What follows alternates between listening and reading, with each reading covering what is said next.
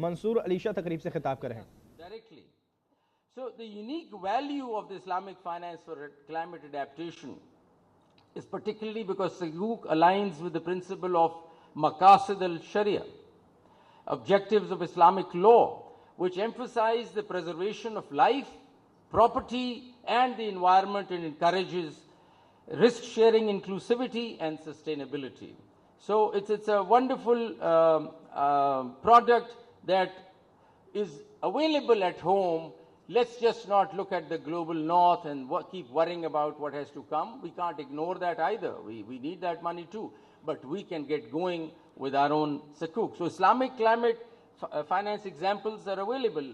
They were echoed earlier by some of the speakers, and let me just tell you, the green Sukuk in Malaysia, they were the first ones perhaps who got into it, and there's a great example to learn from them.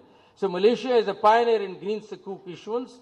The Tadao Energy's Green Sukuk 2017 raised about $58 million to finance a large-scale solar project that they set up. It demonstrates the use of Sukuk for renewable energy projects that help mitigate climate change, something we want to do at home.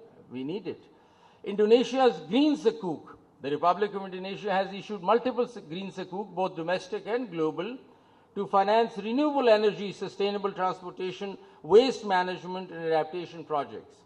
An example is a $1.25 billion Green Sukuk issuance in 2021, used partially for mangrove rehabilitation to address rising sea levels. And mangrove is an issue very close to you in Karachi. Indonesia's experience shows how sovereign Sukuk can support climate adaptation and resilience. Middle East examples are UAE and Saudi Arabia. The first Abu Dhabi bank issued a green Sukuk for solar power in UAE. Saudi Arabia's ACWA Power used Sukuk to finance renewable energy projects. The Islamic Development Bank Green Sukuk, $1.5 billion Green Sukuk was issued by them, and proceeds were allocated to projects that included renewable energy and disaster resilience. So it is not something that we are building for the first time. We have examples in the Islamic countries. We just need to see our own country, which has listed the areas for adaptation. We just need to get into those, create projects through Sukuk and attempt and get into that. So accessing Sukuk is, and this is important, because accessing global funds is difficult. Accessing Sukuk is generally easier and faster than securing funding from global green funds due to streamlined and flexible nature of the Sukuk issuance process. That is important. In loss and damage, you need immediate support, immediate help. The people who are affected by the flood cannot keep waiting for our cumbersome procedures and be waiting for the money to trickle down one day. We need immediate action for loss and damage. That is the difference between loss and damage and adaptation. So faster process and fewer bureaucratic hurdles are there as far as Sukuk is concerned.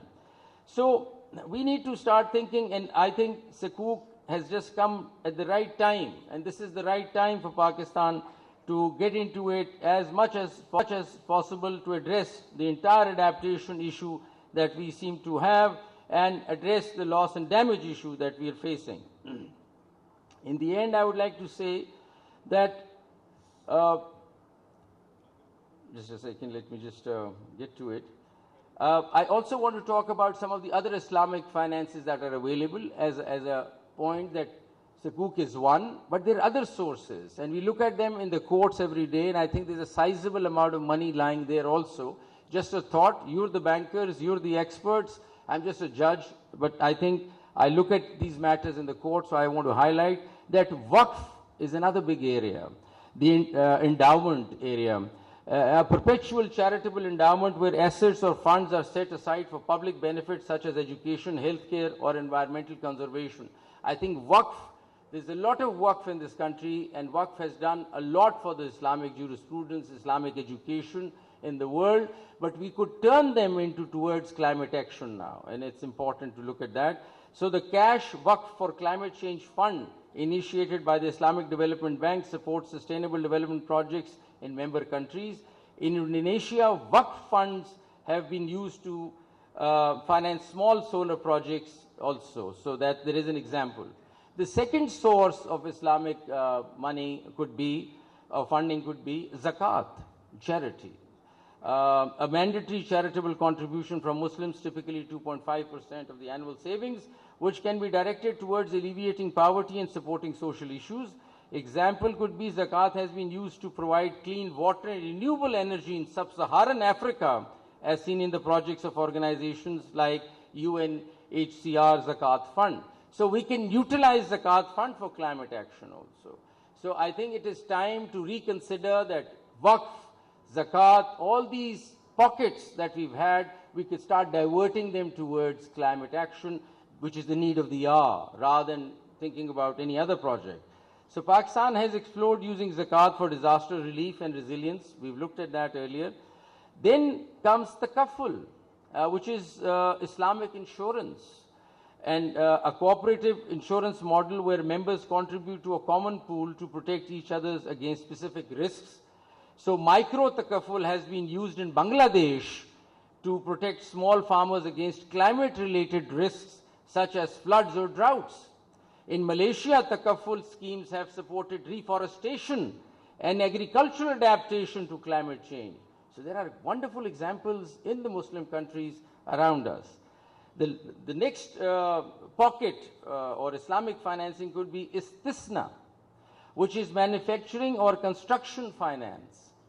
A contract where an asset is manufactured or constructed for a buyer according to the specified needs. So green istisna contracts have been used to fund renewable energy projects such as constructing solar farms or hydroelectric dams. In Saudi Arabia, istisna contracts finance the development of eco-friendly urban infrastructure. Then comes Muraba, the cost plus financing, a sale contract where the seller discloses the cost of an asset and adds a profit margin. Muraba was used to fund the installation of energy efficient technologies in Malaysia manufacturing sector. And the list goes on. You are bankers and you probably know this. I don't need to tell you all this. But I think there are wonderful pockets of Islamic financing tools such as Sukuk, Waqf, Zakat, Takaful, and crowdfunding, which is raising money from a lot of people, of a versatile mechanism for climate finance. Real-world examples highlight their potential to fund renewable energy, disaster recovery, and climate adaptation projects, particularly in the global south.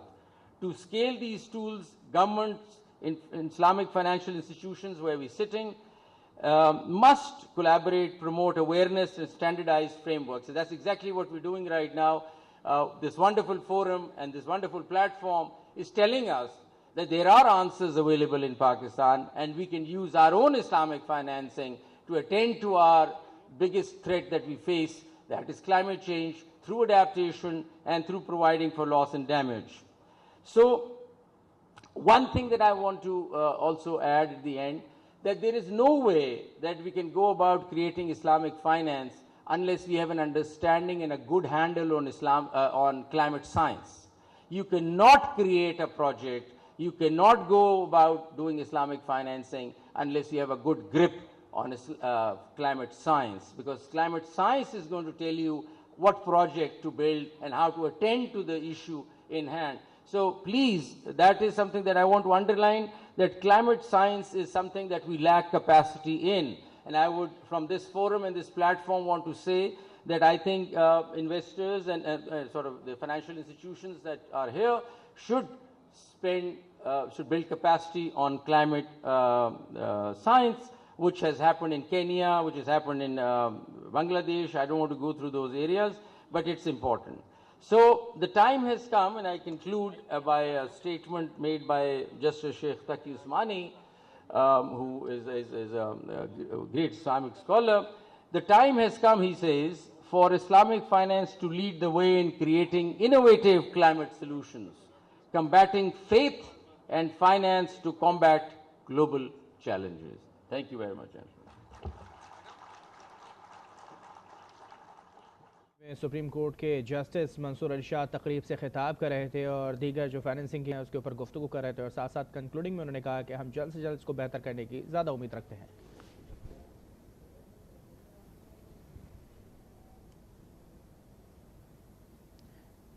दूसरी जानिब आपको लिए चलते हैं। Senator शहरी रहमान इस वक्त तकरीब से खिताब